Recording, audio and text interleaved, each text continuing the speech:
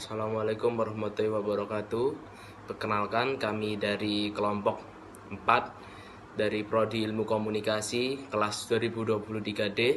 Di sini kami akan membawakan presentasi, dan di presentasi itu berisi dari materi, dan materi tersebut adalah etika penulisan dari karya tulis ilmiah.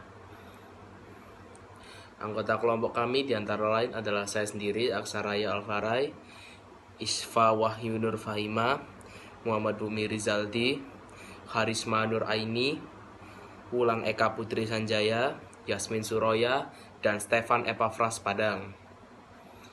Dan di materi kali ini kita akan membawakan diantara lain pengertian dari etika, pengertian karya tulis ilmiah, aspek yang meliputi karya ilmiah, pengertian plagiarisme, jenis-jenis plagiarisme, cara mencegah plagiarisme, sanksi plagiarisme. Pengertian dari etika itu sendiri, etika secara umum merupakan seperangkat prinsip dan pedoman yang mengarah pada moral dan nilai-nilai yang mengatur perilaku manusia dalam berbagai konteks, menyikapi apa yang dianggap baik, buruk, benar, dan salah dalam kehidupan. Selanjutnya adalah pengertian dari karya tulis ilmiah. Karya ilmiah merupakan karya tulis yang ditulis dengan prinsip-prinsip ilmiah berdasarkan data dan fakta yang diperoleh dari eksperimen, kajian pustaka, dan juga observasi.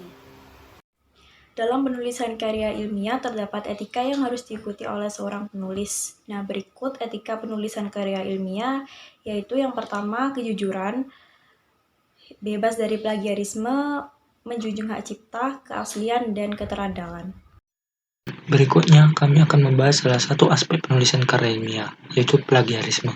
Plagiarisme memiliki kata dasar plagiasi, yaitu tindakan mengambil ide atau menjiplak karya dan konten asli milik orang lain dan mengklaimnya sebagai milik sendiri tanpa memberikan pengakuan yang tepat kepada pemilik aslinya.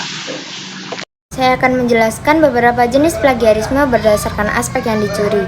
Yang pertama ada plagiat ide atau plagiaris of ideas, yaitu mencuri ide orang lain. Yang kedua, plagiat kata atau verbatim plagiaris, yaitu menyalin teks secara keseluruhan dari sumber asli. Yang ketiga, plagiat sumber atau source plagiaris, yaitu menyalin sumber referensi secara keseluruhan dari sumber asli. Dan yang terakhir, plagiat kepengarangan atau plagiaris of authorship, yaitu menulis karya tulis yang disusun oleh orang lain dan mengeklaimnya sebagai milik sendiri. Selanjutnya adalah cara mencegah plagiasi. Untuk yang pertama adalah membaca sumber yang digunakan. Kita harus pastikan sumber tersebut dapat dipercaya atau kredibel, dan sumber tersebut harus mengandung fakta, bukan opini. Untuk yang kedua adalah menggunakan sumber terpercaya. Tentunya penggunaan sumber terpercaya ini sangat penting supaya tulisan karya ilmiah yang kita buat tetap menjadi penelitian yang objektif. Oleh karena itu, dianjurkan untuk kalian menggunakan jurnal-jurnal akademik, baik online maupun offline, sebagai sumber. Untuk yang ketiga adalah melakukan kutipan. Kutipan adalah proses mengambil ide dan gagasan dari berbagai sumber. Dan yang keempat, lakukan sitasi. Sitasi atau citation adalah proses pemberian kredit atau gagasan, ide, dan yang lainnya dari karya orang lain dalam tulisan atau karya ilmiah yang kita buat. Dan yang terakhir adalah melakukan parafrasa. Parafrasa adalah proses penulisan kembali dengan gaya penulisan pribadi dari gagasan dan ide yang diambil dari berbagai sumber lain tanpa mengubah makna dari sumber tersebut.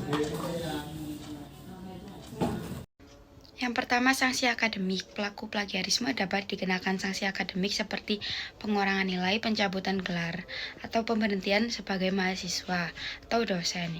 Yang kedua, sanksi hukum. Pelaku plagiarisme dapat dikenakan sanksi hukum seperti denda atau pidana penjara. Yang ketiga, sanksi sosial. Pelaku plagiarisme dapat dikenakan sanksi sosial seperti kehilangan reputasi atau pengakuan sebagai penulis ilmiah yang sah.